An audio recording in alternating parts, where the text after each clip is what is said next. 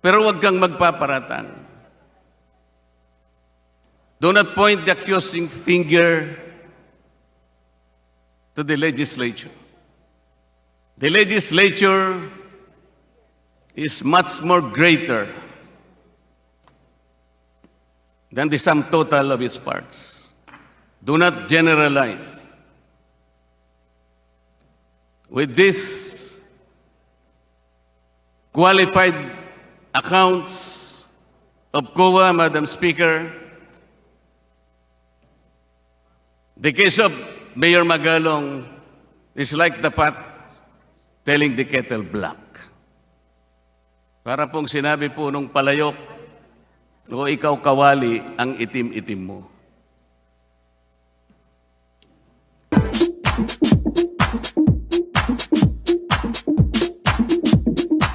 Dito naman po tayo sa claim naman ng nabutihing mayor ng Baguio City na si Mayor Benamin Magalong na totoo ba talaga itong election fund na ito, pinondohan talaga 2025 budget.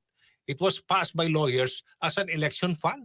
Malalim mo ito at seryoso itong mga claims na ito, attorney? Siguro, tanong dyan is, why am I doing this? You know, I'm fighting for each and everyone's family. I'm fighting for your brothers, for your sisters. I'm fighting for your children, for your grandchildren. And I'm fighting for the survival of our country.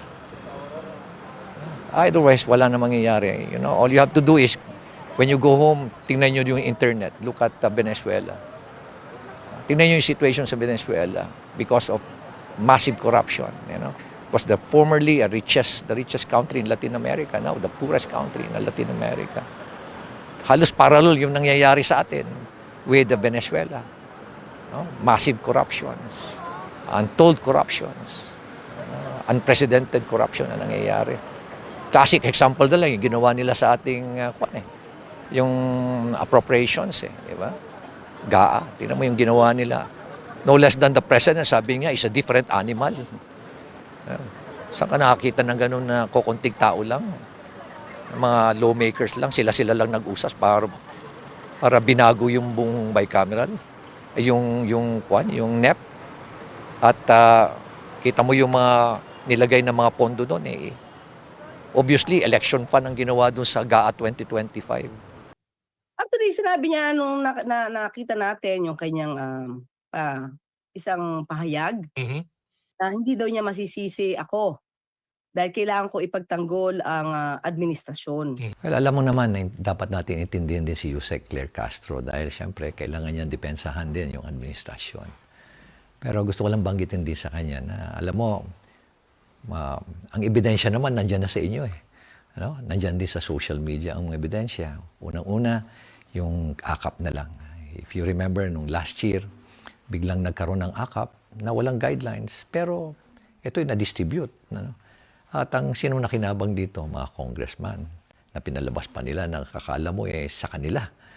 At ang nakakalungkot nito, at nakapagtataka pa, ayaw pang i-share yung kanilang mga listahan. Ano ibig sabihin nun? At kami nga sa local government, gusto naming i-share yung listahan para walang redundancy, walang nauulit na nabibigyan ng beneficiary. Actually, sa puntong yun, hindi ko naman po pinagtatanggol. Ang hinihingi lang naman natin mga ebidensya. Hindi po ba, sabi natin, kung makakapagbigay po kayo ng ebidensya, di magkakatulungan po tayo. Yun po, hindi yung pagtatanggol sa administrasyon. At hindi ko rin naman din siya masisisi sa ngayon kung bakit ganyan yung kanyang tinuturan dahil parang ipinakikita niya na ang sinusuportahan niya po ay si dating Pangulong Duterte. At hindi nga siya nagsisisi na sinuportahan niya ang dating Pangulong Duterte. Mayor, parang klarong-klaro na you're very deliberate when it comes to giving your support to people you think that you can trust and stand with shoulder to shoulder. Pero yung pagsuporta niyo po kay Pangulong Duterte, meron bang pag-aalinlangan or meron bang regrets na sinuportahan niyo siya? Never. I don't regret supporting him. I had the chance to work with him closely when I was head of CIDG. Ilang operations kami sa Davao noon. And he was very supportive. He was very genuine. When I became mayor, very genuine din yung the way he deals with me. Wala akong nakitang pretension sa kanya. Ito ba'y may kinalaman sa pagiging pro Duterte niya? Kaya ba siya nagsasalita ng ganito? Hindi na sila nahiya. Ang kakapal ng mga mukha nila. Ang dami-dami na nga nilang ninakaw, tuloy-tuloy pa rin yung pagnanakaw nila. Hindi ako nagmamakalinis. Marami rin akong nanakaw pero naubos na. So, wala na. Pero ginagalang po natin si Mayor Magalong patungkol po dito. Pero kasi ang sabi po niya nung nadinig ko, ang ebidensya mismo ay nasa harapan na namin. Yun nga po yung hinahanap namin kung anong ebidensya. Ang sabi lamang niya ay tungkol sa social media kasi nagsasabi, may pinakita pa po sila na kung hindi kay Speaker Romualdez ay walang akap. Parang ganun po yung dating Salamat po tayo kay Speaker Romualdez dahil may akap. Ganun po yung dating. At ang dating daw po sa kanila ay parang inaako na o inaari na ni Speaker Romualdez ang pera. Dahil sa kanya nagpapasalamat. Pero tandaan po natin, Aljo, hindi po ba kahit naman si Senator Bongo ay parang inaako din yung malasakit center?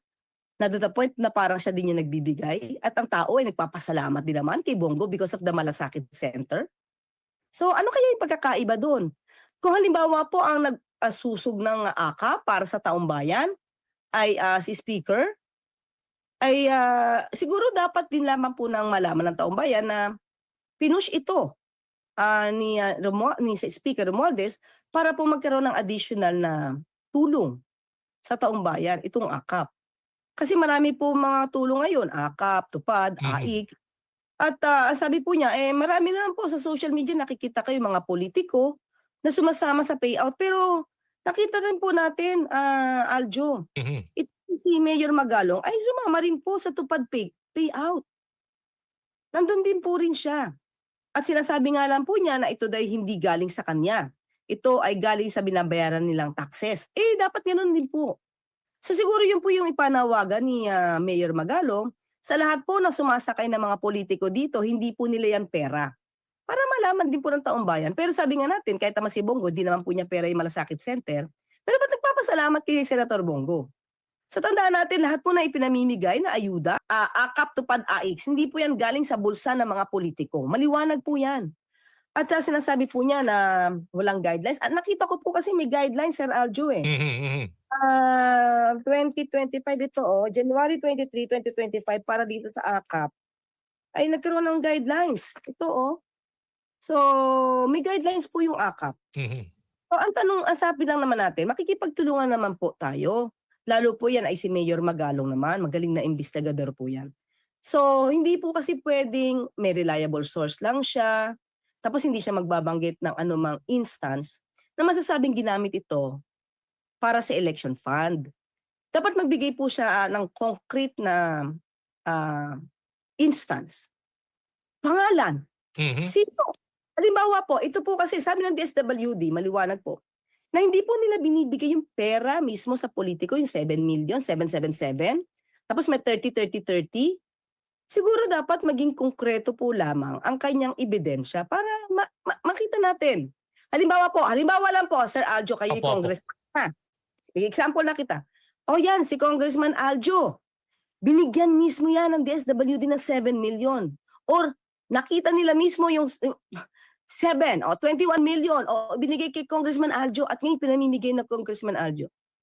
Dapat siguro ganun po. Di po ba? Kasi hindi pwedeng yung parang nilahat na niya buong administrasyon or buong pamahalaan, buong gobyerno, sirang-sira sa panawagan niya.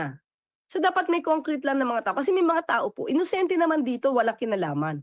Pero nadadamay sa kanyang mga sinasabi. Hinamon ko po siya sa aking program, sabi ko, if you're listening, Mayor Magalong, okay naman po yung contribution ng inyong pension, kung gusto po ninyo. Pero maliit po yun. Why don't you give up the confidential fund? Kasi po, meron po kayong confidential fund according to reports about 2 million pesos per year. Siguro magsimula po kayo doon and then kung meron po kayong maitulong at na iba pa, makausap nyo yung ibang mga mayors. Whatever amount that you will be able to produce, I will ask the leadership of Congress to match that. Maybe 5 times of the amount that you will be able to produce so that we can address the problem of our national budget.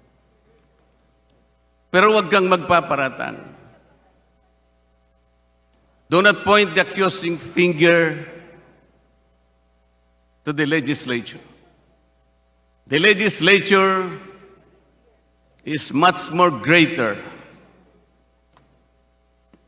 than the sum total of its parts. Do not generalize. With this qualified accounts of COA, Madam Speaker, the case of Mayor Magalong is like the pot telling the kettle black. Para pong sinabi po nung palayok, o ikaw kawali, ang itim-itim mo.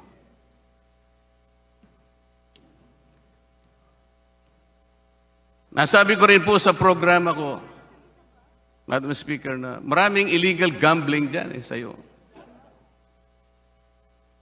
Doon lamang sa harap po ng City Hall, doon sa Otek Street, right at the tip of the nose of the mayor of Baguio City, meron pong pasugalan doon.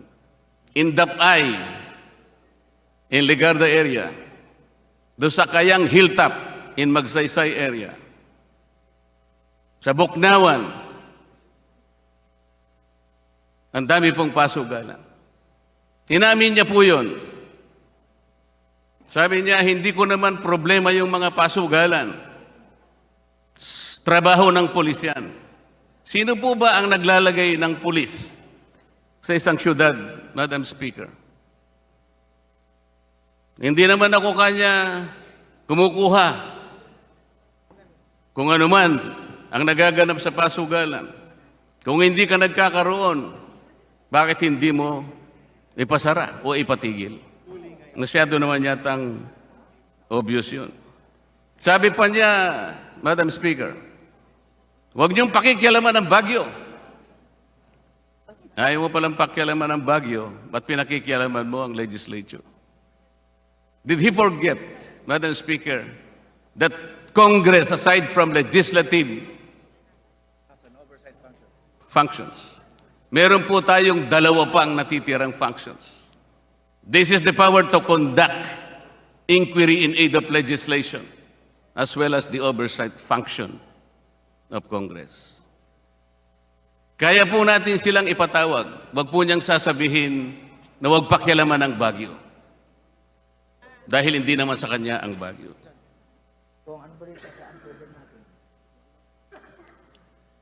Nung nagpa-interview po siya sa radyo and television, he was asked to name names. But he refused to name names. Ang sabi po niya, I cannot do that. If I name names, I will be put in a very, very adverse situation. How come that he so appeared like he cares about our country? That he loved the country, that he showed patriotism and heroism. But he cannot face, he is not brave enough to face the consequences of his action. It is as if the good mayor of Baguio would like to portray himself as the knight in shining armor, armed with a silver bullet, to address corruption in this country. Sagot naman ni Magalong. Pero it's useless. Sasagutin ulit natin. Kakasagutan lang yan. Mawawala tayo sa focus doon sa ating advocacy na good governance. So, anyway, nasagot ko naman na yan during my first interview. Kaya siguro iwasan na natin. Kasi hindi naman yun ang direction natin. Hindi naman yun talaga ang intention natin. Hindi yun ang purpose natin. So wag lang po siguro mga salita, dapat mas maganda po konkretong ebidensya. Yun lang naman po hiling natin eh. Hindi naman po ito dahil sa pinagtatanggol po yung administrasyon. Lahat po, kahit mo Sinong abogado ang hihingin po sa inyo? And, Ay, af- and after denouncing dito sa alleged corruption involving billions of pesos, di ba no? In government social amelioration fund, sinasabi dito ni Mayor Magalong, meron ng natatanggap na banta sa kanyang buhay. Hmm. Yun, yung sinasabi niya dahil po sa kanyang expose na yan. Ano po masasabi niyo? Nga po sabi nga natin, ibigay lamang niya po ang lahat ng mga link na yan, lahat ng mga trace niya, at dapat siyang tulungan. Kung talaga may death threats po, sino ba naman po tayo para hindi tumulong sa isang kagaya ni Mayor Magalong? Hindi po ba? So, makipagtulungan lamang po siya. Sabihin niya po lahat yung kanyang mga hinaing at tutulungan po siya ng gobyerno. Parte po siya ng gobyerno eh. So, huwag po siya mag-alinlangan. Alright. Thank you so much, Yusek, Attorney Claire Castro, Palace Press Officer. Magandang umaga po, ma'am. Thank you so much. Good morning.